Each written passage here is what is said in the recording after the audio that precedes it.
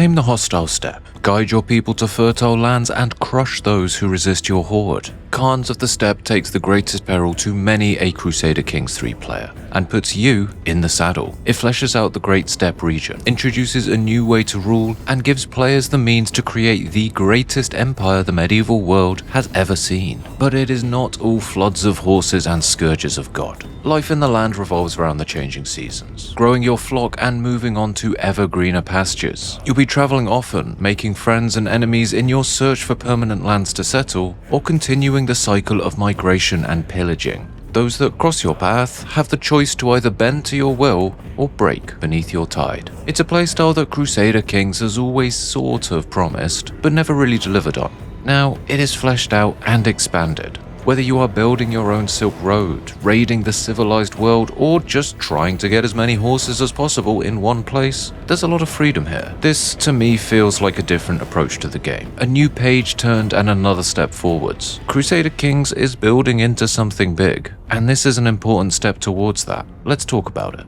This is Khans of the Steppe. While other contents tend to add a bit of content here and there, or a new system for all rulers to engage with, this is very concentrated. Everything here is focused on the Great Steppe region, which is split into 3 sections. Why the split? Well, each part of the steppe has its own season. It isn't like spring or winter or autumn, more a weather phenomenon that affects the entire space. A drought, a cold snap, or lovely perfect grazing conditions. You want your herd to grow, so you're going to want to keep following the seasons, looking for ideal spots to settle for a period. That sense of movement already distinguishes the playstyle, making you approach the game differently. My first instinct is to always eye up a nice place to expand to and conquer it. But that doesn't really work here. You can do it, but when the seasons change, you will be leaving, so you don't really want anything tying you down to one particular spot. But that doesn't mean you cannot have an impact. Your army size is dictated by your herd. The bigger the herd, the stronger you are. You can settle in a quiet region and immediately be a threat to those around you. Local rulers will be quite happy to pay you tribute and be subservient to you. And if they don't want to, make them. The old-fashioned way. Hard to say no when there's 10,000 mounted warriors at your gates. You can form confederations, alliances between local tribes to give you some security and impact. Both these and tributaries are on the similar page to allies and vassals respectively, but function a little more fluidly. When you move away to greener pastures, your subjects will not follow you, and they'll probably stop paying you.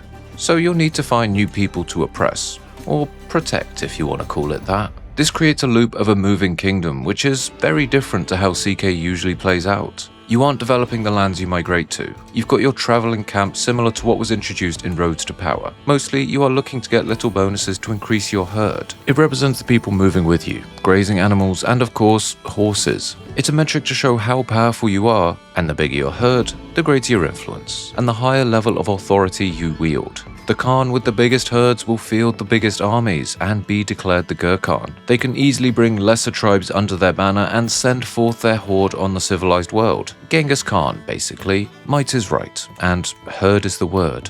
It's a very new way to play, but also sort of familiar. It would be a jarring change if it wasn't built on the foundations laid earlier. See, I kept coming back to this feeling that this was a middle ground between traditional play and playing as an unlanded adventurer. You're moving a lot, getting involved in different parts of the steppe. There's a lot of traveling, events, activities, yet you feel like you really have control over a region. You can't decide to settle down, or overrun a kingdom and take it for yourself. Or you just keep moving around, going where the winds take you, always growing your herd. I thought the introduction of landless gameplay into CK3 was great, albeit a bit mad. It got me thinking, how are they going to leverage that? Would they bring more content to unlanded gameplay or focus on traditional play? I didn't really see how they could do both, but that's what this is. They've taken the systems introduced elsewhere and used them as a framework to build something new. And the result isn't a normal game plan with more horses. It's a lot more dynamic and surprisingly flexible. I went in thinking I'm going to conquer and conquer until I'm big enough to overrun Europe, but there were bigger fish in that pond, the Cumans, and that was their MO through and through. Instead, I just went with the seasons, moved around, found new lands, sent raiding parties out to pillage any richer nations I came across. Smaller powers would be brought under my influence and pay me tribute, and when the seasons change, I'd pack up, let those subjects off the hook, and look for a new adventure and new lands to subjugate. There's an interesting trick in succession. It's less about your children squabbling over who gets to be the next big Mamu.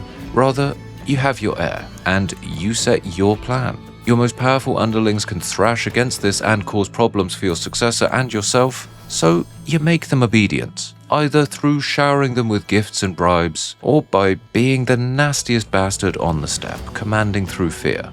Personally, I preferred option number 2, but the point is there's new things to think about, new twists that make you approach problems differently, and stability can come in different ways.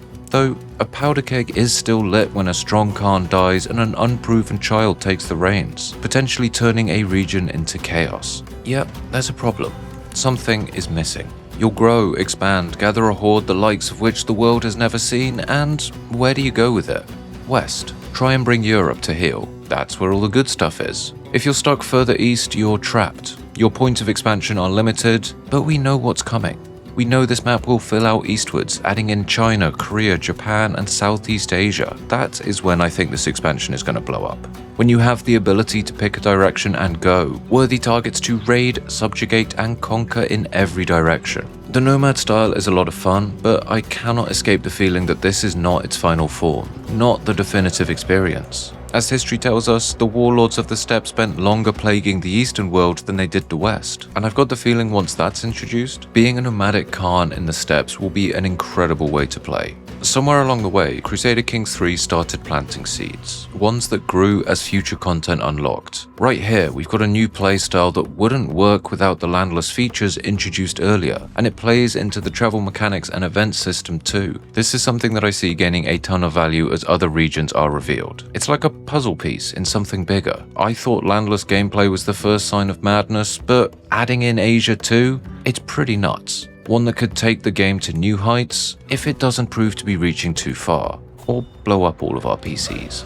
But then again, I see it as another piece of framework, a layer of foundation to put in place and then build atop. And that has some exciting implications. I think Khans of the Steppe will be best when East Asia gets introduced, but then again, it is a certain playstyle in a certain region. If you've no interest in playing as a Khan, it won't impact you if you skip the expansion. Once all that framework is built all over the world, lands added, systems made to build off, I'd love to see the game combine those systems to make new playstyles. Add flavorful approaches to different regions, exactly as they've done here, because it makes for a compelling way to play, and it steps away from expansions feeling mandatory. If you go into every game with the sole intent of reforming the Roman Empire, you probably don't really care what is going on in East Asia. And if you've no desire to play as a nomad, an expansion like this is not needed. But if this is all you want from the game, you get it, and you are fully set up to go do exactly what you want. Now, I am jumping to a few conclusions here, as this might just be a one-off. But I hope they follow suit and bring individual playstyles to life, cause I see that as good for the players. If there is a chunk of DLC that is entirely optional, it's less intimidating to potential new players, and long-term fans can comfortably skip content here and there if it doesn't align with their interests. It's less about trying to compromise and please everyone, more giving the perfect chunk of content delivered to the people who really want it. Keeping a balance between introducing new game systems and building the frameworks for very targeted playstyles here and there. I think this would be a really great move for the game. But what do you think? Do you prefer sweeping additions that impact everyone in the world, or for expansions to deal with regions and playstyles one by one? If Paradox is building towards something bigger, what do you think is coming? I am still here clamoring for a Merchant Republic playstyle and to see trade filled out, but if you've got something less boring than that very low bar, let me know in the comments. If you've enjoyed your time today, I'm here every week talking about all things strategy, and there's plenty more going on in the channel if you fancy a peruse. And if you want to see more Crusader Kings content going forward, let me know. I try to keep an even spread of games, but I'm happy to pick favourites, just like any good ruler when choosing their heir. But anyway, this has been Crusader Kings 3 Khans of the Steppe. A fun new way to play right now, but when its full potential is realised, it'll be a pretty damn incredible experience.